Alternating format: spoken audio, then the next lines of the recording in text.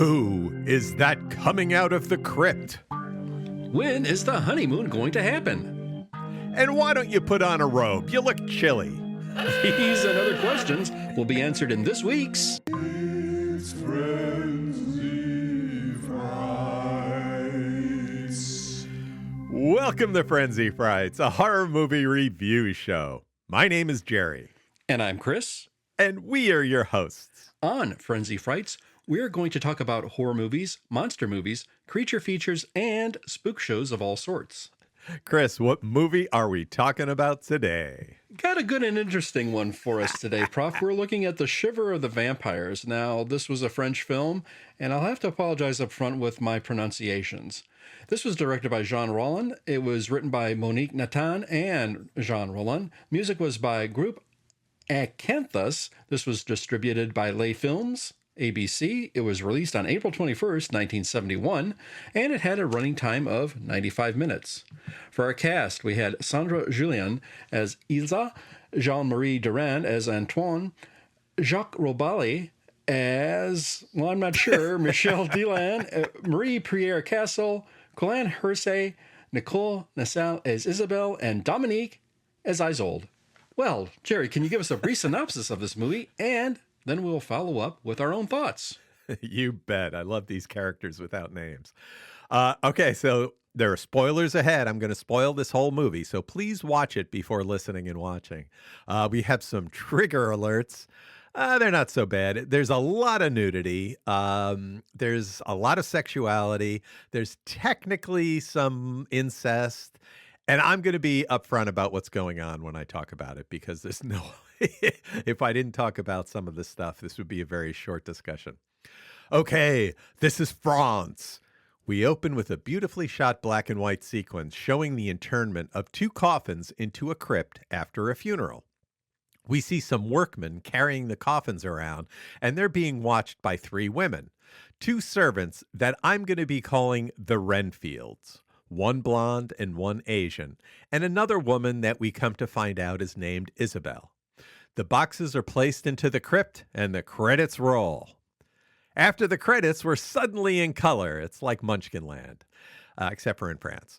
So we see two women sitting in a castle room, the blonde and Asian Renfields, and they're sitting at a table. And they look at each other, and for some reason they stand up and move through the castle to a room where there are two dying vampires, both staked, and one is chained to the wall. The chained one tells the Renfields to either kill those two, whoever they are, or serve them so that they will survive. The window is opened and the sunlight finally kills the vamps.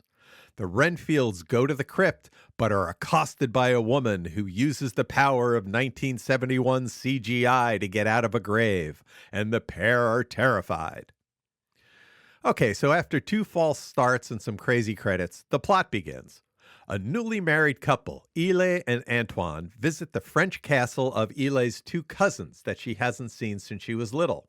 They're stopping by to say hello on their way to their honeymoon in Italy. Ile is still in her wedding dress and stays in it for quite a bit of this movie, until she doesn't, of course, and I'll tell you when the dress drops. However, the couple find that the two cousins both died and were buried the day before. So that's what that black and white sequence was. Okay. Ile and Antoine meet the two Renfields from earlier and are shown to their rooms. Ile leaves Antoine back and goes to her cousin's grave and meets Isabella, who's dressed in black and in contrast to Ile's white wedding dress. Isabel was going to marry one or the other cousin, and maybe both. Nice. Ah, the French. Back at the room, Ile asks Antoine if she can sleep alone in her room tonight, which is their wedding night, and Antoine nonchalantly agrees and takes off. At midnight, Ile finally takes off her wedding dress that she's been casually walking around in. Apparently, she has no use for undergarments of any kind.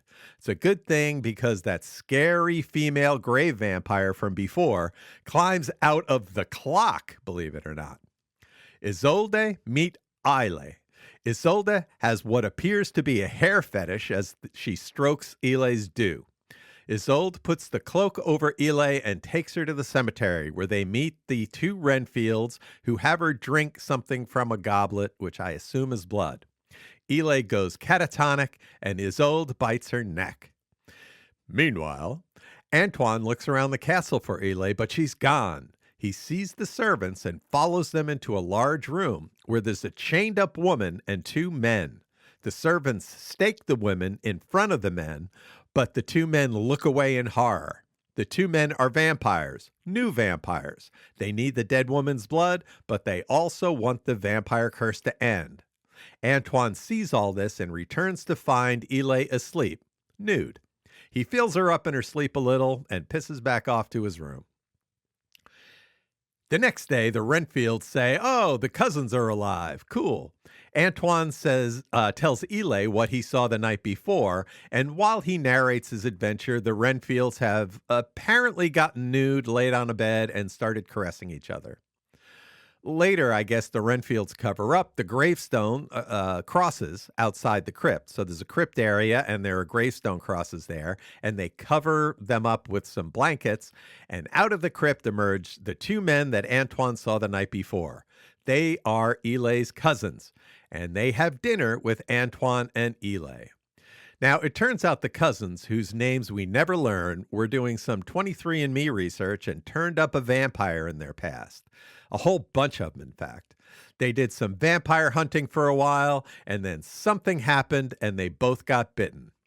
That was probably what we saw with those two dying vampires in the beginning. Cool. So it's starting to make sense a little bit. Later that night, Isolde pops out of a well and heads for Ile's room. She's sleeping alone again tonight, poor Antoine. And at midnight, Ile looks longingly at the grandfather clock Isolde came out of the night before. But surprise, Isolde pops out from behind the bed tapestry. The pair have sex and Ile gets bitten again. Isabella is home and she misses the cousins, who she believes are dead. Well, they kind of are. She hears the howling of the cousin's dog and looks out of an obviously curtained window. The dog calls for me. And she drops off her dress, and of course she's now nude, and walks off camera. Why? Silly humans. She goes to the castle and meets Isolde. She now has clothes on. Isolde presents the cousins, who are now vampires, and kills Isabel. You have to see to believe how Isolde kills Isabel. But Isabel is dead. Isolde admits she wants to turn Ile into a vampire, and the cousins team up and sexually assault Isolde for some reason. Before they were her slave, and now they're not, and they throw Isabel's body into the lake. Tonight, we're going to make Ile a vampire, so the Renfields put on their sheer purple smocks and get things ready. They take Ile to the cemetery, nude of course, and start the ceremony. Antoine goes looking for Ile, and he has a gun to prove it. He interrupts the ceremony, and everyone scatters. But when he goes back to her room, Ile is in bed. Antoine says they have to leave this castle, but Ile says no, and she goes to sleep, and Antoine rests on a nearby love seat. It's getting better, buddy. You're almost there. But in the morning, they go out for a walk, but the sun is too bright for Ile, and there's a noise in the brush, and Antoine shoots. It's a bird, now bloody and dead. Ile looks longingly at the bleeding creature and asks Antoine to, I think, get her sunglasses. And he goes back in, and Ile puts the dead bird on Isolde's coffin, which is now inexplicably sitting out in the open at the cemetery. Antoine goes to start his car, but the engine won't turn over, and he's observed by the blonde Renfield, who is totally nude, and watches him from different vantage points, like out of different castle windows, from behind a bush, on a patio. Watch it for yourself and see. I'm not making that up.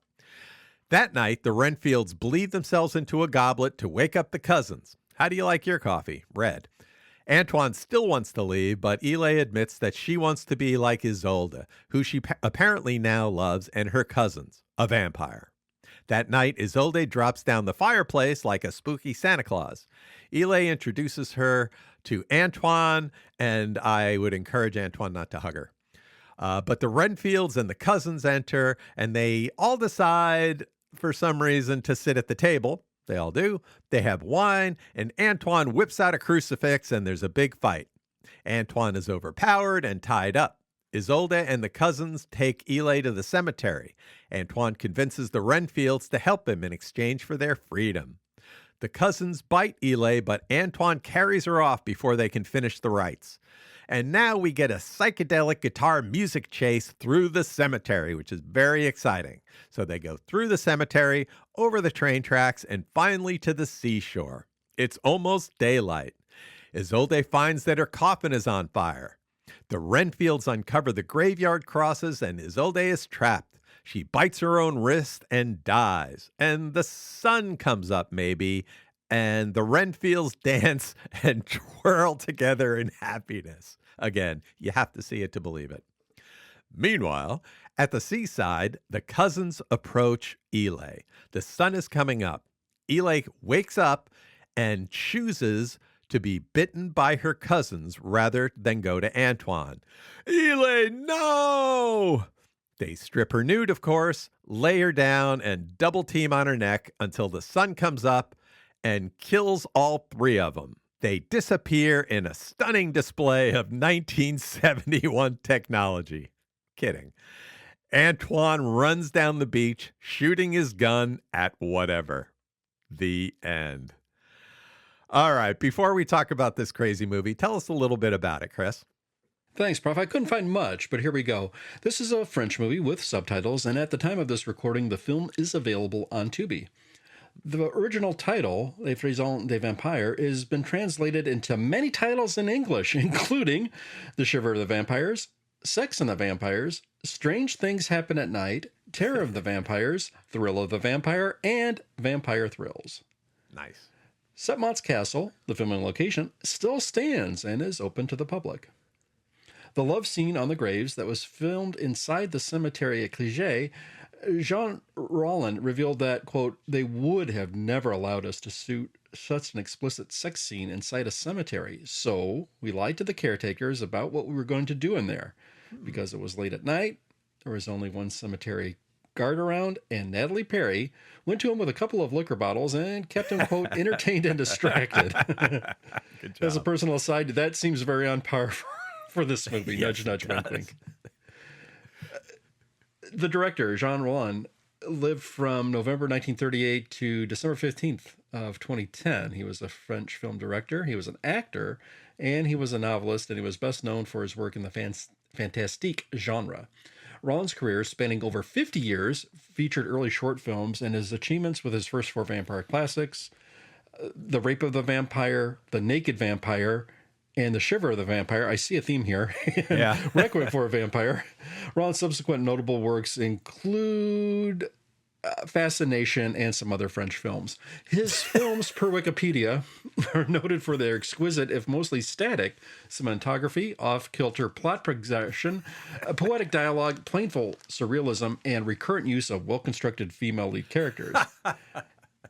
Outlandish denouement and obtrusive visual symbols were trademarks. Belied by high production values and precise craftsmanship, his films were made with little money, often against deadlines. And in the mid-1970s, lack of regular work led the director to direct mostly pornographic films under various pseudonyms. He actively continued this activity until the early 1980s. As for our cast, I could not find much about the cast's respective back work or backgrounds. No one seemed to have an extensive list of cast credits, and this, to my summation, all of their work was presumably done in France.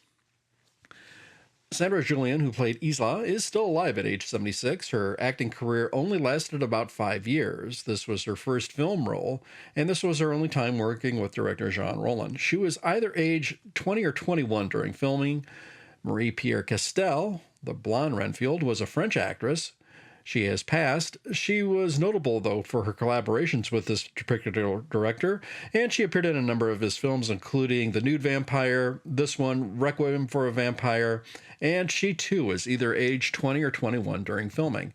Well, Prof, this was A very interesting film, to say the least. So let's break it down a little bit. And we're going to start with our initial reaction. So I'm going to turn it to you. As you were watching this thing play out, what were your initial reactions? And I am dying to hear what your vampire rules were on this particular movie. Well, in this movie, the sun will kill a vampire. Although there's some times where I think they get out in the sun a little bit and they're fine. But, I think that's just timing. Steaks kill vampires, and 3 bites and a ceremony makes a vampire, I think. I think that's how that works. This movie is, especially at the beginning, it's very dark. And to see it properly, I had to close the curtains and turn off all the lights.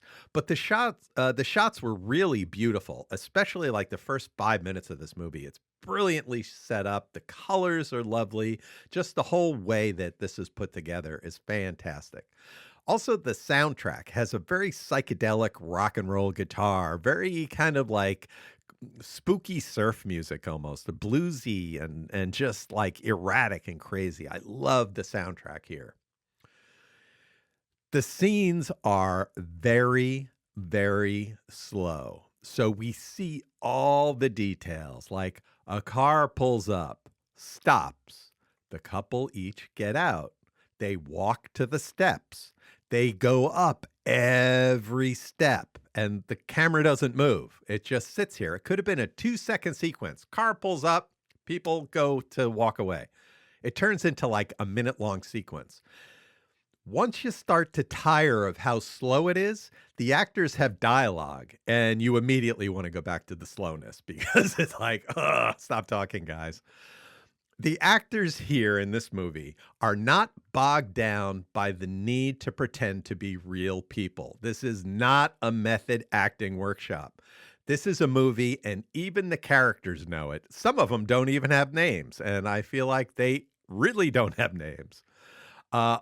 And all of the women's names, they all begin with the letter I. Ile, Isabel, and Isolde. Why? Unexplained.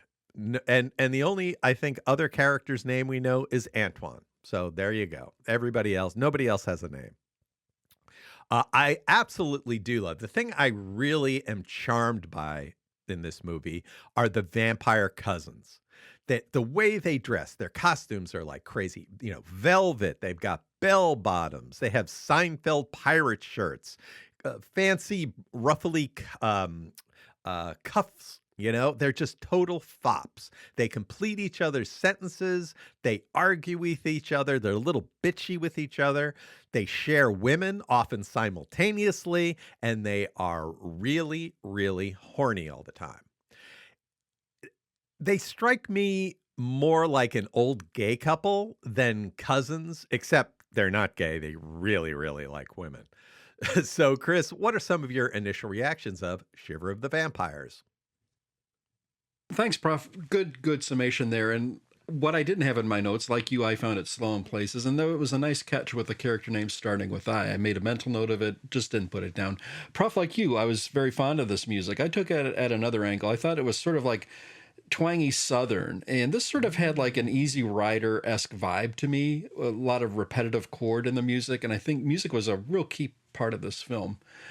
Prof, what I was dumbfounded with was a lot of what the characters said were taken at face value. Early on in the film, Antoine finds out from Isabel that he's like, cousins are dead before she does. And he doesn't ask how they died, where the bodies are, who found them, if anyone started any funeral plans. Just accepts it. And then we move on. And one thing I have to point out. So Antoine comes back to the car, says, "I'm sorry to tell you, your cousins are dead." And she says, "Are you sure?" And he says, "Yes." And that's it. Yeah, that's it. I love it. There's no getting to the bottom of this or what happened. And in this film, it's nice to see the couple are still in their wedding apparel, and Isley's going all this way to see her cousins. Finally, after years, we gather that this is supposed to be a huge emotional beat. And so many years has passed. There's such an earnestness. But when she finally sees them, there's little to no emotion. Like she, matter of fact, just saw them yesterday. I thought that was kind of unusual. There's one little cut in this movie, and I just want to give it sort of like a chef's kiss, because I have no idea why this was placed in there. But we have a scene, maybe about a third of the way through this, where we see fish in a fishbowl, and we see they're swimming inside with a skull. And we get like a 5-second shot of that. I just thought, well, let's throw this in because this looks unusual. There was no context, but there it is. Can you imagine, without sounding like a prude, but Islay says, I don't want to sleep with you tonight. We're not going to necessarily consummate anything here. It's our honeymoon, but I want you to sleep in a different room. So, yes, husband, we just got married, but I don't want to sleep with you tonight. And Anton says, okay. Yeah. Wow, okay. Prof, you kind of circled to something too. I think, wow, they must have somehow found the thinnest woman in the studio to play Isolde because she can fit inside this grandfather clock. And wow, you'd have to be some type of contortionist to do such a thing. And I did not see that moment coming. There were some very unusual entrances and exits in this movie with respect to that. There was another scene where we had the woman lowered from a chimney and then somebody coming out of a clock and bookcases that have no doors, but they have sliding walls. There were a lot of unusual entrances in this film. Yeah. Early on, what kind of dumbfounded me with the two Renfields, you can't just walk around with a single candlestick. It's got to be full on Liberace candelabra. I mean, wow. And they're in this atmosphere in these halls and they're outside and you could see these gusts of winds happening here. And how in the world these candles did not blow out with all that wind just is crazy and astonishing to me. One little side note I had, I love the moment where Antoine smokes in bed. And I kind of thought to myself, it seems like every French guy in a movie smokes. But here Antoine just takes pretty much one puff and then he quickly puts it out. Now, that said, the only French guys that I can think of in French films, I recently saw The French Connection, where the guy wants to get a stolen car back and he's told by the cop to extinguish his cigarettes. There's a French guy. And the Pink Panther movies. Okay, so I don't have a lot of a list to back me up, but just I think French guys always have to smoke in movies, and here's no exception. There was a couple of interesting scenes. We had in a breakfast scene about a third of the way in where the camera does this 360 pan, and we're going around and around and around, and we're seeing all the characters. And I can think of a similar scene again in Easy Rider, which was happening in the commune, where the camera goes around and we see the faces of all the characters. And then later on in the movie, we get another 360 camera pan with the cousins monologuing. And it just is very effective. And I just, again, wonder if that was possibly borrowed from Easy Rider. I'm not sure. Another bit, I wrote it in my notes. The cousins are dead and now they're suddenly alive. And there's just no seemingly reaction to this. Oh, don't you want to know what happened? No, we just accept it. And speaking of the vampire cousins, yeah, Prof, you hit on something too. And I just couldn't quite get their gender identity to me. And it was a little weird, but there was a familiarity and definitely a kinship to these things. Like they were finishing each other's lines. And it kind of reminded me of the James Bond villains, Mr. Kidd, Mr. Went, because they were constantly so in sync with each other with their dialogue going back and forth. And I even thought when they were talking to Antoine about the rationale of why they became what they were, it was sort of like a villain talking to a hero in this sort of spec. Like, here's this villainous dialogue. Well, you may be small in your thinking, but this is why we did it. And he kind of expounds upon it, with such grandiose language. It was really, really good. Prof, another thing I noticed was sort of like a loud cacophony of noise with scenes, particularly in the nighttime ceremony. And again, like Easy Right, it reminded me of the loud cacophony of noise during the Mardi Gras scene in that film. So I think, again, I couldn't help but notice some similarities. And to be honest, it's probably been a decade or two since I've seen Easy Rider. So I hope I'm remembering the films right. There is one scene where the cousins were taking turns leaning into the camera to deliver a line. And I thought that was really head scratching because it almost seems silly, but it was really effective filmmaking just to hold my interest. There was a playfulness to it, but it was like one head's in the frame, then it goes out, then another head pops in the frame, then it pops out. And there was this back and forth ping-pongy stuff that was just a head scratcher. I thought that was really, really unusual. there's a scene where Isabel is killed, and she's killed by a hug from Isolde's spiked nipples. And I go, how in the world did she possibly conceal them? I have no idea. But there, lo and behold, it was there. Towards the end of the movie, we had Antoine using a gun. When it's first fired, gosh, it sounded like a cap gun to me, almost like a starter's pistol. And my gosh, he fires so many bullets through the course of this movie. How many bullets does this gun possibly have? I mean, this thing looks like a revolver, but he fired well more than 6 bullets during the course of the film. Another thing I had in my notes was once Islay was at the castle, she seems sort of resigned to live there. And I'm trying to think, what was the plan beforehand with where the couple was going to live? Because Antoine seems, oh, okay, my dearest, if you want to live here, that's fine. I guess I'll have to find a job. But wouldn't you think that they would discuss where they're going to habitate a little bit before this happened? And she just decides, oh, well, I'm going to stay here with my family at the castle. When was this going to happen during the course of conversation? I have no idea. Again, it sounds like I'm nitpicking, but later on in the film, Antoine gets overpowered by the cousins, and I can't see how this could possibly happen by these 2 foppish guys. I just don't think they could catch a butterfly, much less a grown man. Even a 6-year-old, I think, could or an elderly man or woman could possibly overpower the 2 of them combined, because they just don't seem the type that could exert any physical force on someone. It's just the way they came off. But yeah. And yes, Prof, you alluded to it in the side. These old foreign films aren't so great with the special effects. You know, when how Islay and the cousins vanish from the beach, it's just boop, they're gone, and there we have it. So yeah, there were some really interesting and unusual moments in this film, and which leads us to say into this. What were some of our favorite moments of this movie? And Prof, I'll turn it to you. What were some of your favorite movie moments? You mentioned the special effects. The thing is that they basically, it's done in editing where, you know, like they're filming something when the cousins and Eli disappear. They're like, the camera's sitting there filming the cousins and Eli, and then they turn the camera off and they get up and leave, and then they turn the camera back on. All they have to do is not touch the camera in between when they're lying there and when they get up. They can't seem to pull that off. They get them up to leave, and then everything judders, you know, and moves, and it's such an obviously badly done. But some favorite moments. I love the opening credits. So the first sequence before the credits is in black and white, and the opening credits have the psychedelic guitar music over a black and white shot of the graveyard with the white smoke behind the headstones and crosses and stuff. And we realize, if you're paying attention, that this is not a black and white movie because the credits are in a very garish red font. So then after the credits, you're in a color movie once you're in Munchkinland. I love the scene of Antoine getting attacked by the library. So he walks in. This is a floor-to-ceiling, 360 degrees of bookshelves, books, all around. And the books start throwing themselves at Antoine, and he's getting hit.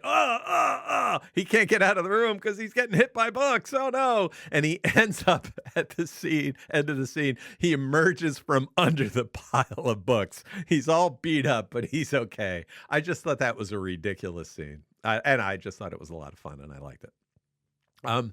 So you mentioned this before, and I want to, you know, highlight this very strange moment when Eli and Antoine first see the cousins. So they're supposed to be dead, right? And then all of a sudden they show up.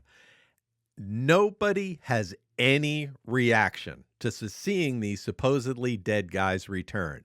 Like, no reaction at all. The actors are just kind of looking at each other, and they all eventually start moving to hit their next mark. It's really strange.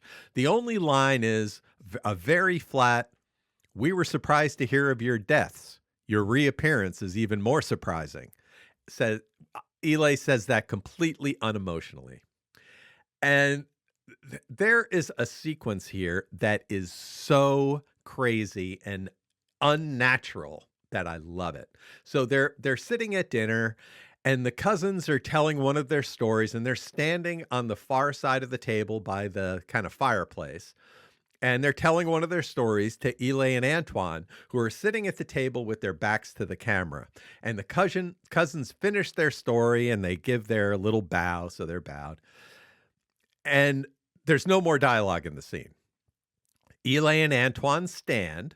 The Renfields come in, one from each side of the screen to, I don't know, clear the table or something, but they go to the cousins, one to each. Eli and Antoine walk off screen to the sides, and each Renfield stands with their back to each one of the cousins, and the cousins take off the Renfield's tops and start to caress their breasts. Why? Why not?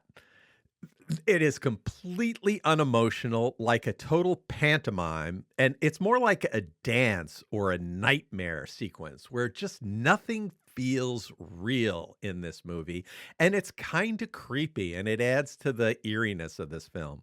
Chris, what are some of your favorite movie moments of Shiver of the Vampires? Thank you, Prof. I have to say it. There were some moments of some nice cinematography here. One of the things that impressed me, and this was sort of like a throwaway, but here it was, they set up a shot early on in the film where the women Redfields are walking down a hall. But from our perspective, the viewer perspectives, the camera shows us looking at them through a wall where these have little window-like openings in this castle. So we can actually see their head as they pass by, and we could see them going down this circular path. It was really effectively done. And I had to think to myself, wow, some imagination, some serious thought, and some really nice creativity went into thinking up of that shot and then executing it and shooting it in such a way where both of these women were a certain distance apart, say 6 feet or so, and they had to walk precisely in that manner at the same cadence and speed so they could each pass through this window opening at the same time. It was really, really effectively done. Yeah. There was another moment in this movie where Isolde enters Isla's bedroom, and she does so at the precise moment of a thunderclap. And for them to execute the scene, the timing had to be spot on perfect, and it was. And I don't know how many takes they took for them to do it, but it was very creepy, very effective, and it was one of those moments that made me go, oh my gosh, look at that.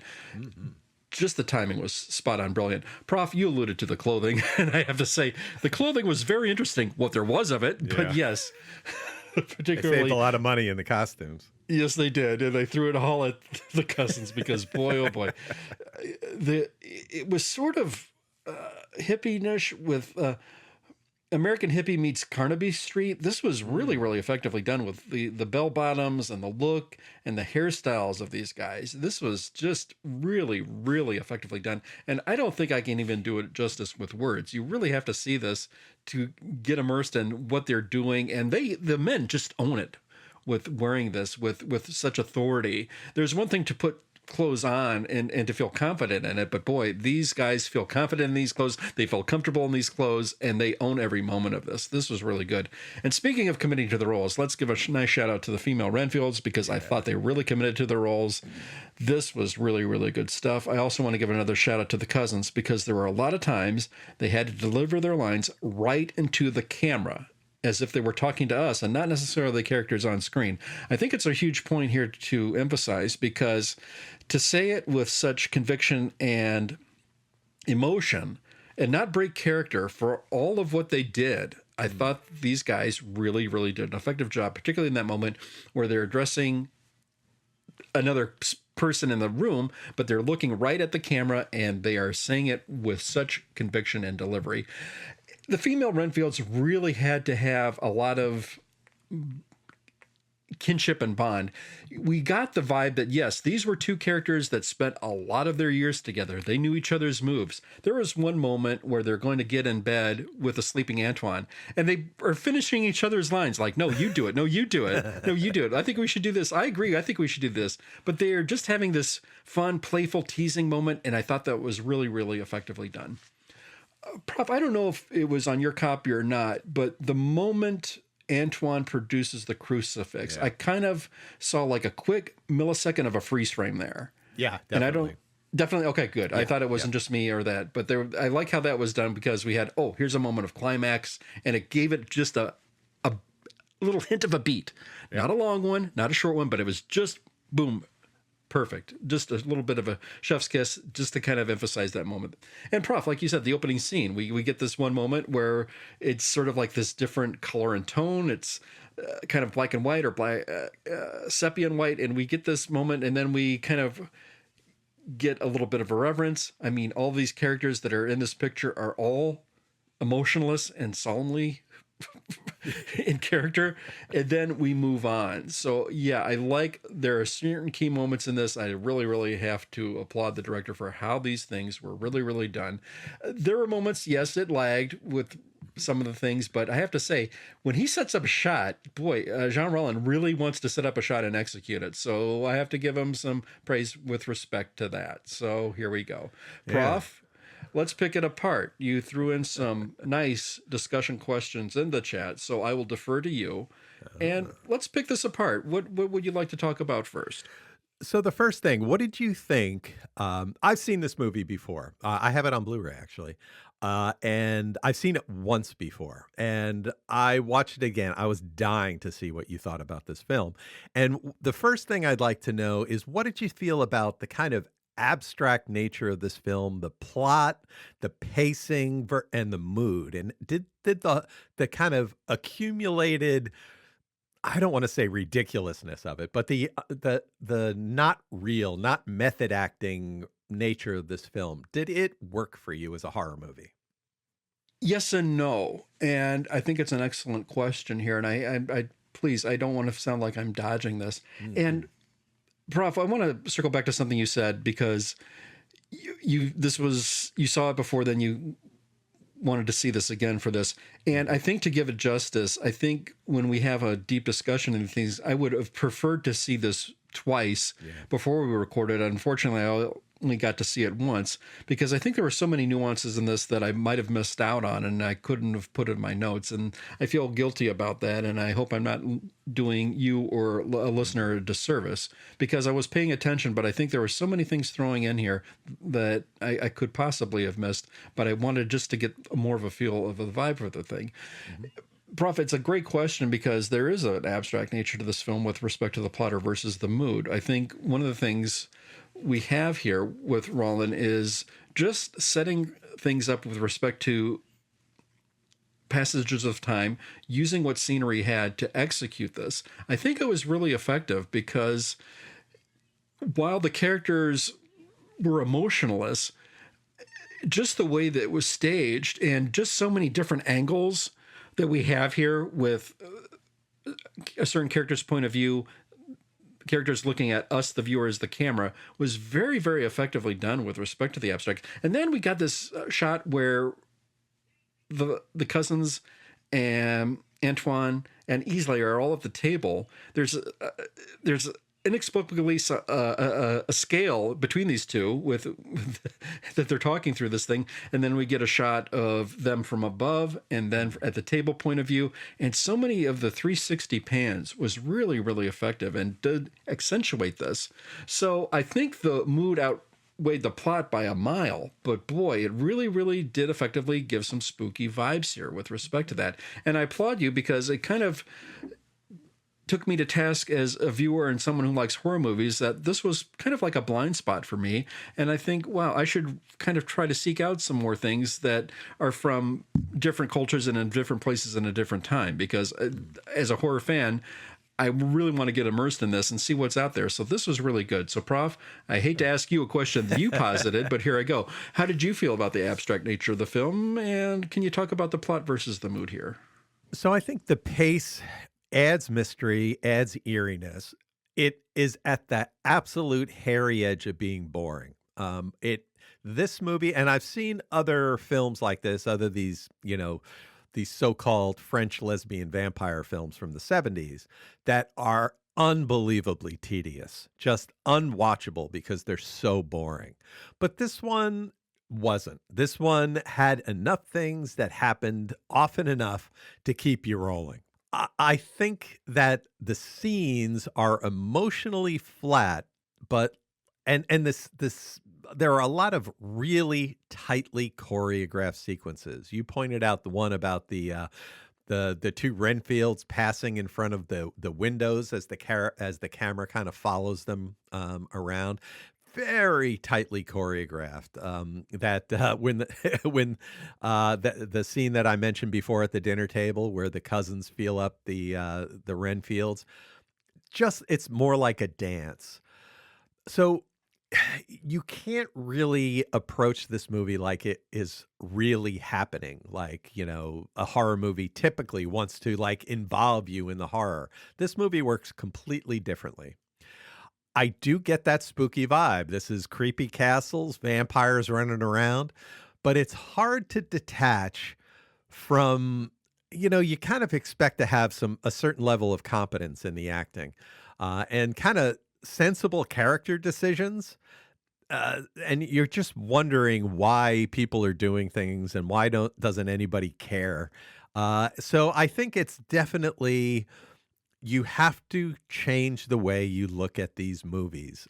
This movie is very similar to Suspiria in a lot of ways, where it's very colorful, long shots, a little, great soundtrack, and there's a lot of just moments that roll into minutes. But I think this movie, for me, works a little bit better than even Suspiria did. So I think it works for me, but I think it's a little problematic, and it definitely is an issue with this movie.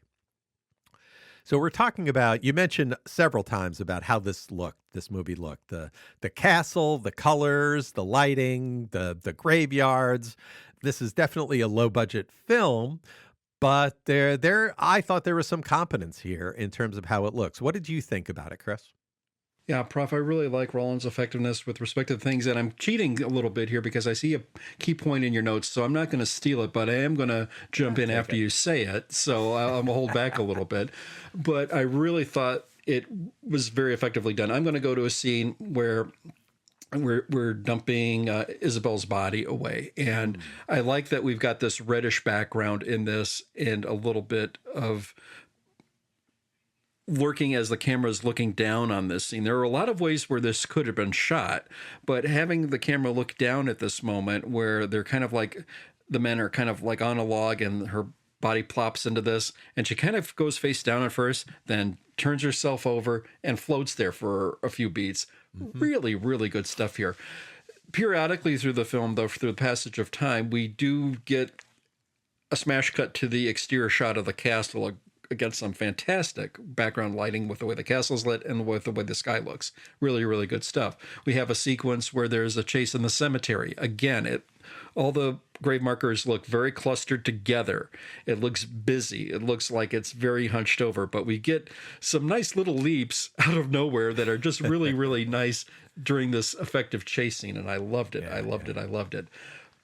One moment, too, which was kind of gave me a 60s vibe, and I can't explain it, but we get like the female blonde Renfield, and her head pops out of these little openings in the castle wall, just inexplicably, and she's kind of just playfully, hey, look what I can do, la-di-da, my feet are sticking out here. There's a nice little aside moments like that just run throughout and are sprinkled throughout this movie. So, Prof, I'm going to now let you have it at the floor. And with one of these details, I'm going to jump in because I want to give you some applause for putting it in your notes because I want to circle back to it. So, Prof, the look of the film, the castle, the lighting, low budget, what were you thinking when you saw this? And what were some of your favorite things here with how the look of the film was executed? Well, the first thing is it is in some sequences, a very dark movie. And to see it properly, I had to close the curtains in the room, all of the curtains, and turn off all the lights.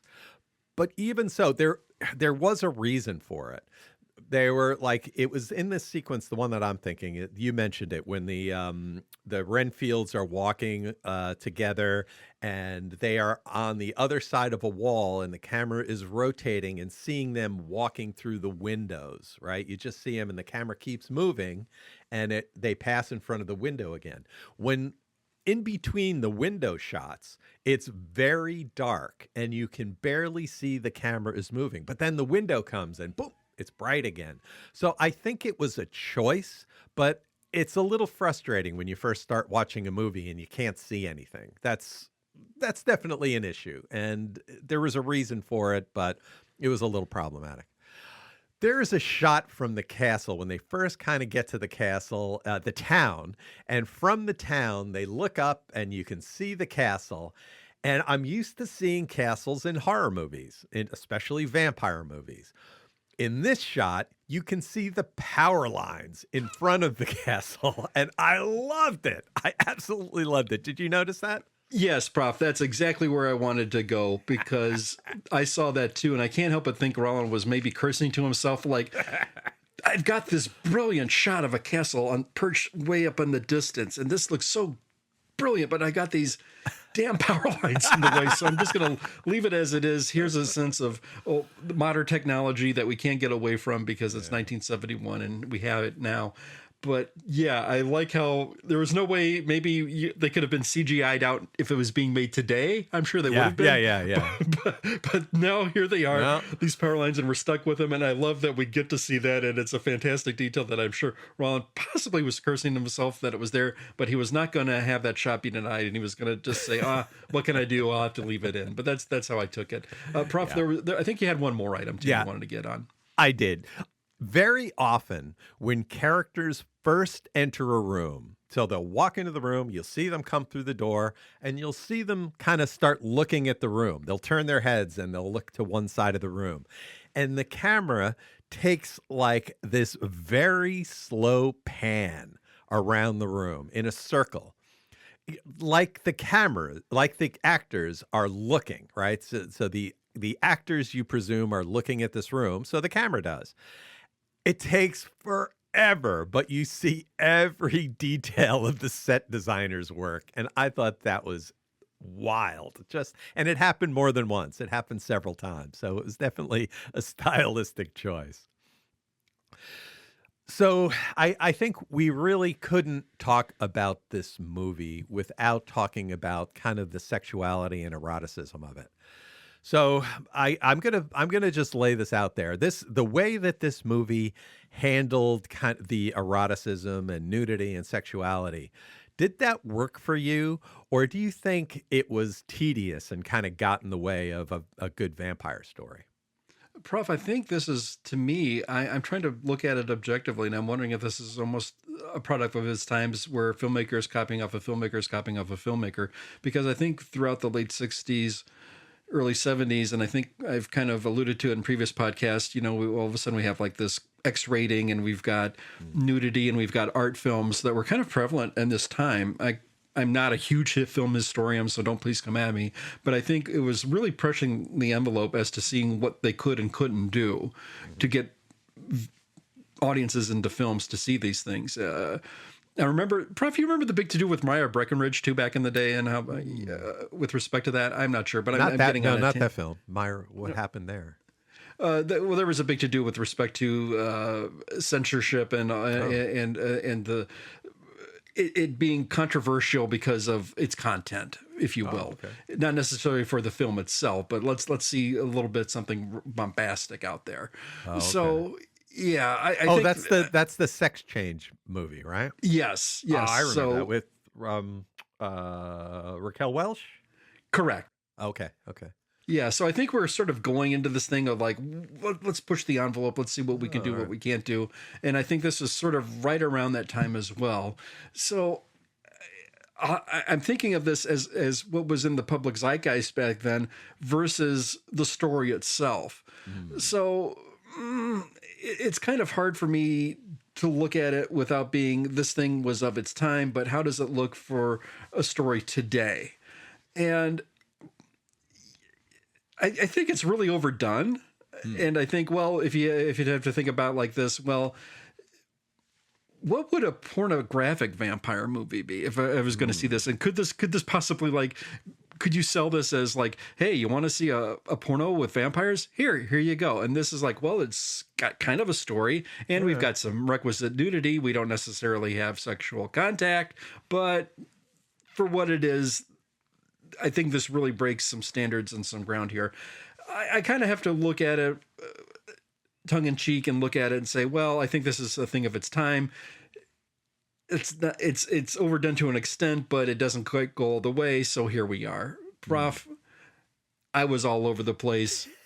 It's a touchy subject, obviously, for me. So what did you think? Was this a little too much, and how do you think a modern audience would take this movie?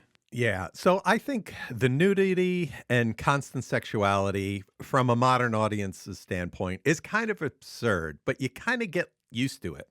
It's the way I thought about it is like going to a nude beach if you're going for the first time.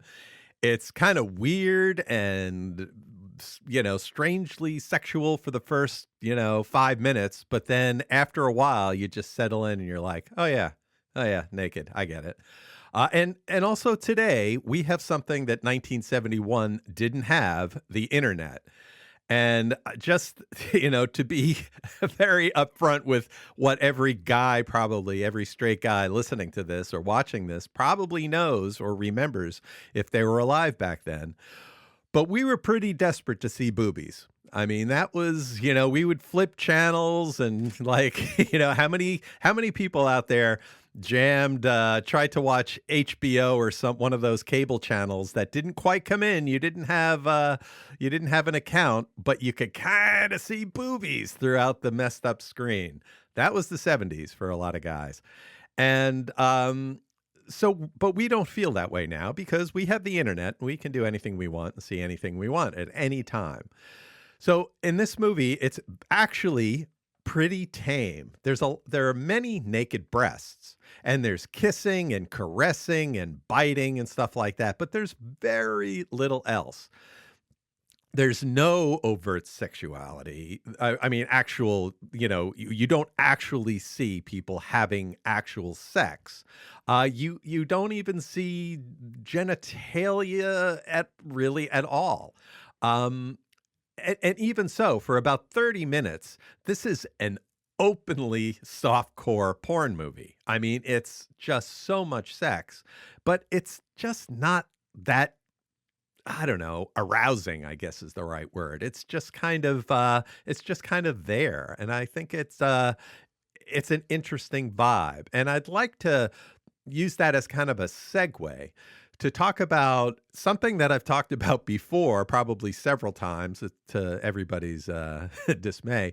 But I wanted to talk about the sexuality presented in this movie, Shiver of the Vampires, versus the kind of sexuality that some of those other movies that we've covered on this podcast, like Twins of Evil, had. Both of them were very much about the female form. But I think that the approach is different. Do you have any thoughts about the differences between the way sexuality is approached in movies like these? Well, I think it's twofold because we've got Islay, who's nude a fair portion of this time in this film, that it takes it away, and she just seems devoid of emotion. But then we also have the playfulness and the nudity that we have with the two female Renfields. So they're coming at it from like, oh, this is good, and we're free and we're open with our bodies and we can do this. But when we see it with Islay, it's more in a subjective state. It's more of like almost like a glazed over unconscious state. So I think we've got two things at play here.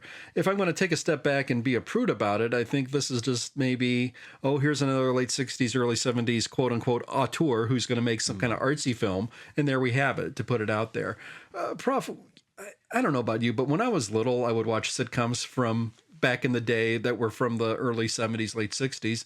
And the characters on the show would talk about seeing a foreign film or a French film. And the character would say, oh, we're going to see this movie because it's an art movie. But even as a little kid, I got the vibe, hey, this is just code for that they're going to see a movie for the nudity. Who are we filming?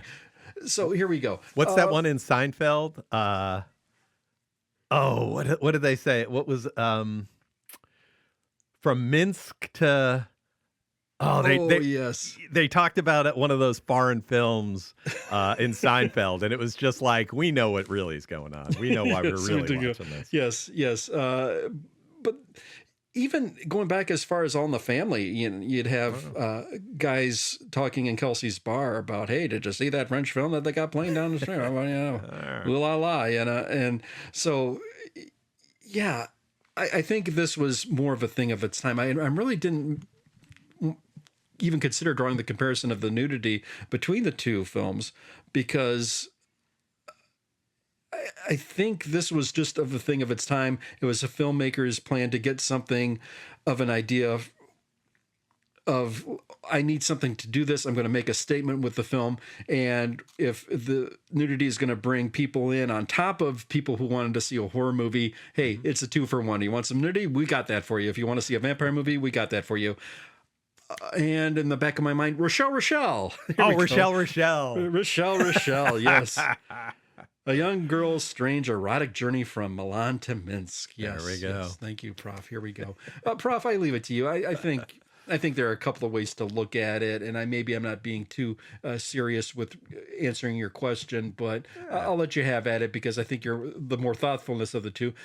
Prof, you put the question together, so I think you're onto something with respect to looking at Twins of Evil and looking at the sexuality here in Shiver of a Vampire. What was your compare and contrast?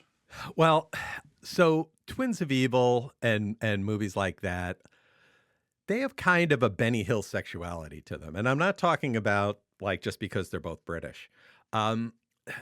Sexuality in Twins is kind of, it's also shown in this movie, in those movies, as like the companion of evil. Sex is bad, boobs are bad, vampirism is bad.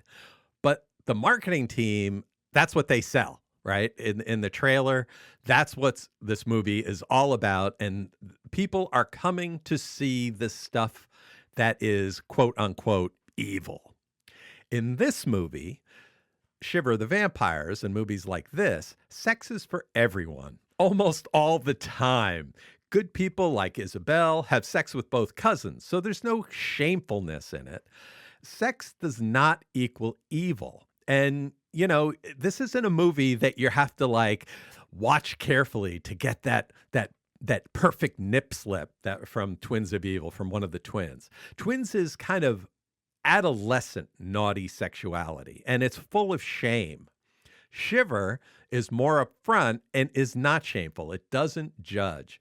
And I found the sexuality in movies like Twins actually more tawdry than Shiver because it's just so childish like. It's just kind of silly in Twins where we're all like, woohoo, look what we can do. In this movie, everybody's like, yeah, we have human bodies and everything. So I think that's kind of the difference that I see in the two. And to be honest, I would rather movies like Twins of Evil and Vampire Circus, I would kind of prefer they just cut all of that out.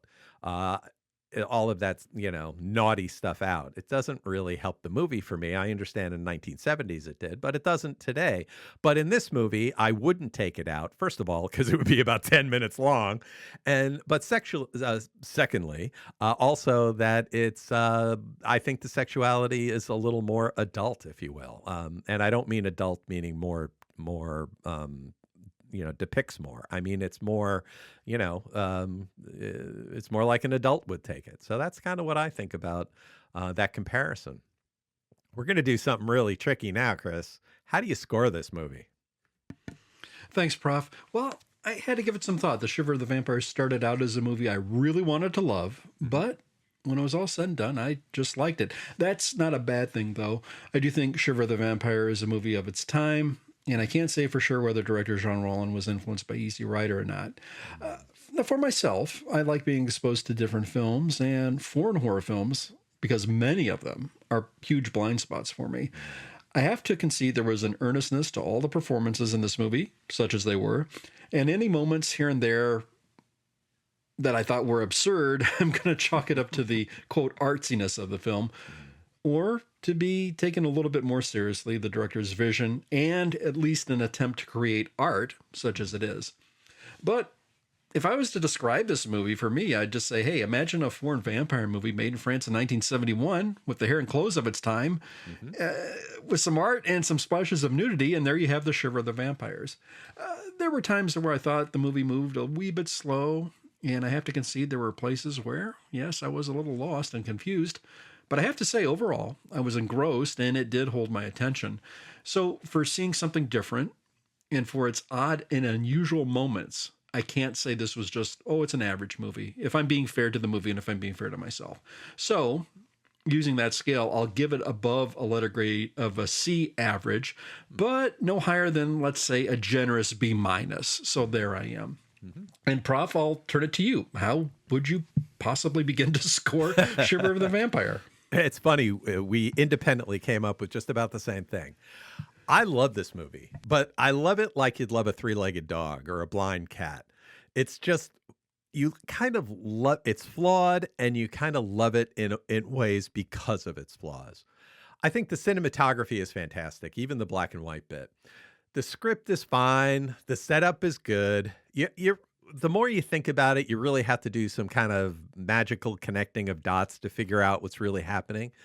And the acting here is mostly atrocious. So I don't necessarily blame the actors, even though they're not really experienced actors. But it's so common that I think this is a directorial, stylistic choice. But the way it feels, at least to me, is like they got college freshman theater major actors and had to fill out the cast with some of the folks on athletic scholarship, because it's just like, it's very difficult. The acting is very cardboard-like. So there are critical flaws in this movie, but there are also some great parts of it. So I'm gonna kind of propose a scoring approach for cult movies like this. So, it's a cult movie, but I'm just saying in general, movies that have these serious critical flaws, but also contain some worthy stuff. So I'm going to start with a score of C for cult, but then I'm going to give it a plus or minus if I think it's good or bad. And I like this movie and I was entertained. So I'm going to give it a C plus. Not a great movie by normal standards, but definitely worth seeing. So, listeners, people in the audience, tell us what you think about this movie. Does Shiver of the Vampires stand up as a classic vampire film? And thank you for checking out Frenzy Frights. Check out our other shows, The Professor Frenzy Show, where we cover indie comics, That Guy in That Show, where we look at great character actors, and our Twilight Zone episode review, where we review Twilight Zone episodes. Thanks for listening and watching. It's